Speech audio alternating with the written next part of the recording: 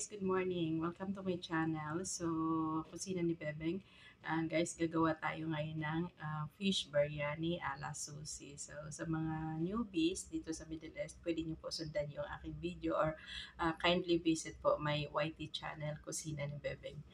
Marami po akong mga cooking tutorial nandoon. So, pwede nyo po bisitahin doon. And thank you so much.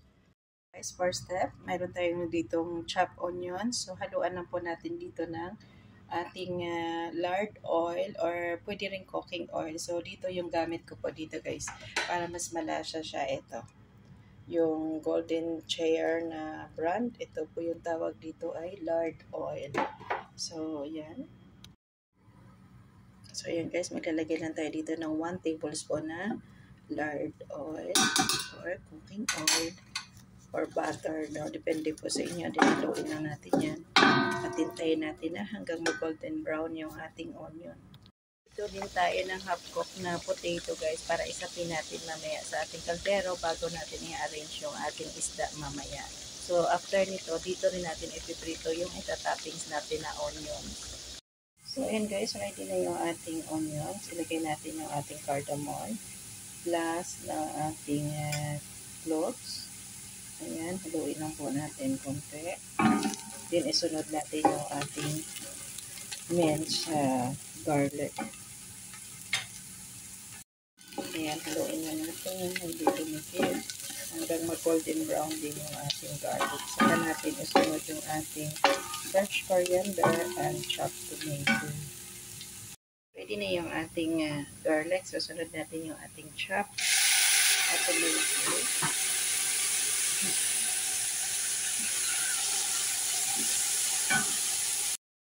Ayan, haluin natin na ito hanggang lumambot yung ating kamatis. So, takpan muna natin para lumambot talaga siya.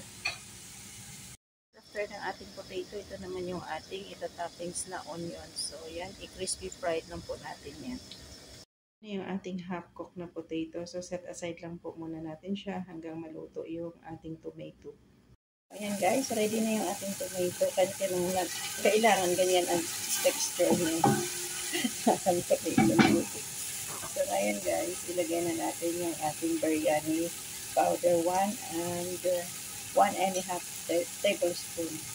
Kaya guys ng 2 cups na yogurt. Pasensya na po guys ha, mano-mano to, wala tayong assistant. So yan, haluin lang po natin yung iyan ha. Din pala ako dito guys ng 1 tablespoon na tomato paste. So, ayan, para dagdag po sa ating colorful ng ating biryani, fish biryani. So, ngayon guys, titimplahan natin siya ng asin and black pepper powder. So, guys, sa paglalagay nyo ng asin, kayo na magtansya ha. Depende sa dami nyo po kasi ng iluluto or gagawing biryani. So, ito sa akin, 3/4 lang na asin.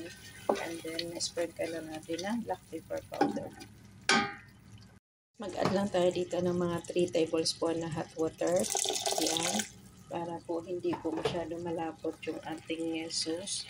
Para ma-absorb pa mamaya ng ating fish pag ilalagay na natin sa ibabaw yan. Yan. Ready na yung ating onion. Saunin na po natin siya. Kailangan ganyan lang siya guys. So, huwag masyado maitim kasi papait po yan. Saan half-cook din po natin yung ating fish. Handa na yung ating first batch. So guys, ayan, arrange na natin yung ating half-cooked na potato dito sa base ng ating gagawing fish biryani. So ayan. Ang purpose niyan guys, hindi masunog yung ating sauce mamaya o yung ating fish.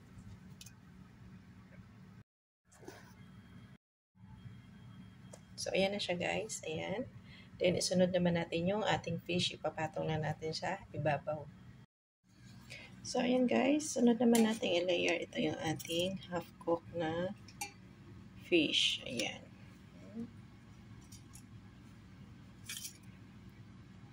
So, ayan na guys. Ngayon, ilagay na natin yung ating bell pepper sa ibabaw. Ang purpose nito guys, para matanggal yung langsa ng ating fish. Ayan. Kasama na may design na rin siya. Matanggal yung langsa ng fish as Meron po tayong decoration na rin. Ayan. So, ayan na siya guys. So, i-simmer lang po natin siya ng 15 minutes guys bago natin ilagyan ng or ilagay yung ating pinakuloang rice din dito sa ibabaw niya. So, ayan, takpan lang po natin. At iluto na natin sa mahina hanggang 15 minutes. Wala tayo guys ng saffron sa hot water para idagdag natin pumaya or i-sprinkle natin sa ibabaw ng rice natin para magdagdag po siya ng color. Magiging colorful yung ating biryani.